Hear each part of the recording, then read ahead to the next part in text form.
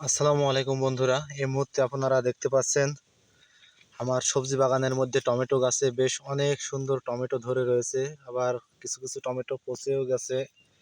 কেন পচে গেছে সেটা বুঝলাম না। হয়তো মাঝে মধ্যে শাকসবজিতে পানি দেওয়ার জন্য আসতে হয়, সাবমার্সিবল পাম্পের সহযোগিতায় পানি দেওয়া হয়।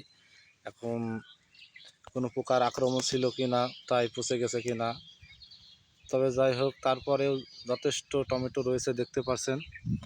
আজ শুক্রবার, মার্চ মাস 2024, তারিখটা অবশ্যই এই মুহূর্তে মনে নেই। জুমার আজান হয়ে গেছে, বাড়িতে যাব, তাই ভাবলাম এই মুহূর্তে একটি ভিডিও ধারণ করি আপনাদের জন্য। প্রচণ্ড রোদে ভিডিও ধারণ করতে বেশ ঝামেলা হচ্ছে। এই মুহূর্তে আমি সাবমার্সিবল পাম্প দিয়ে পানি দিলাম।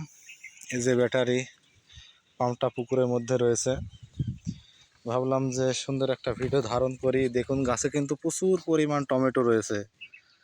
প্রত্যেকটা গাছ টমেটোয় পরিপূর্ণ। নষ্ট হয়েছে অনেক, তারপরেও যেখানে তাকাচ্ছি সেখানে টমেটো।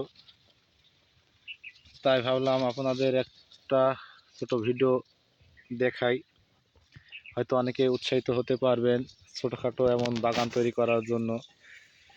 দেখুন কি চমৎকার টমেটো ধরে রয়েছে। আমি কিছুদিন আগে গাছগুলো একটু উঁচু করে বেঁধে থুয়ে গেছিলাম যেন টমেটো কম পচে। মাটির সাথে ঠেকে থাকলে সেই টমেটোগুলো বেশি পচে যায়। যেহেতু এই যে এখন সবজিতে সেচ দিলাম, আর এই সেচের পানি যখন টমেটো কাদার সাথে লেগে থাকে ওইতে পচে যায় বেশি। বেশ ভালোই লাগছে টমেটোগুলো দেখতে, কিন্তু অতিরিক্ত রোদে ভালোভাবে ভিডিও ধারণ করা সম্ভব হয়ে উঠছে না। তারপরে যতটা দেখাতে পারলাম, দেখুন কি সুন্দর সুন্দর টমেটো ধরেছে। গাছের এদিকে সেদিকে সব জায়গায় টমেটো রয়েছে, আর প্রত্যেকটা থোকায় 3টা 4টা এমন করে রয়েছে। হয়তো রোদের কারণে আর ওই পাশে যেতে পারছিও না। পেঁয়াজের ভুঁই, যেহেতু এটা বাগানটা পেঁয়াজ লাগানো। আর এই পাশে তো দেখতেই পারছেন লাউয়ের বান কত সুন্দর বৃদ্ধি পেয়েছে। সবই লাউ গাছ উপরে। আমরা চাইলে কিন্তু এভাবে শাকসবজি উৎপাদন করতে পারি। উপরে লাউ, নিচে টমেটো, পেঁয়াজ। আবার এদিকে ঝালের চারা দিয়েছিলাম, অসংখ্য ঝালের চারা বের হয়েছে।